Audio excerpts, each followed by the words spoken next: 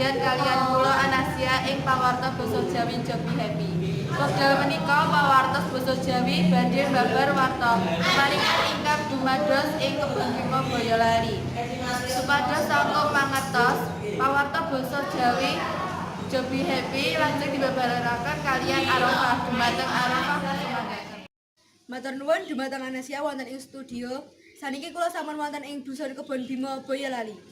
Wonten mriki kula badhe mbabar warta kemalingan wonten ing Desa Kebon Bima niki.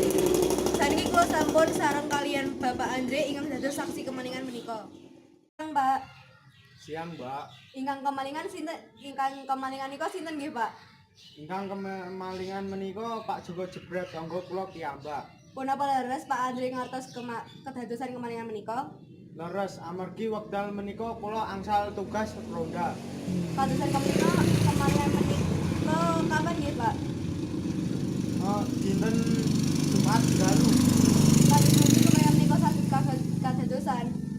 Kemalingan amarga omahe kosong. Pak Joko Jebret lan sak keluarga tindak dhateng griya tiyang sepuhipun Pak Joko Jebret. Lajeng punapa Pak Andre lan bapak-bapak sanes tumindakaken?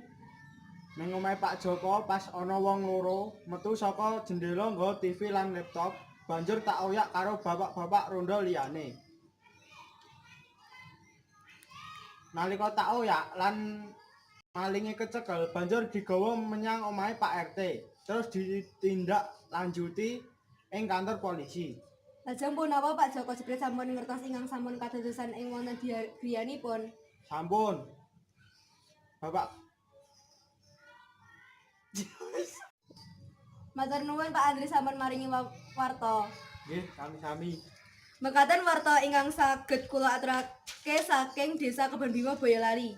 Wekdal kula konduraken dumateng Anasia wonten ing studio.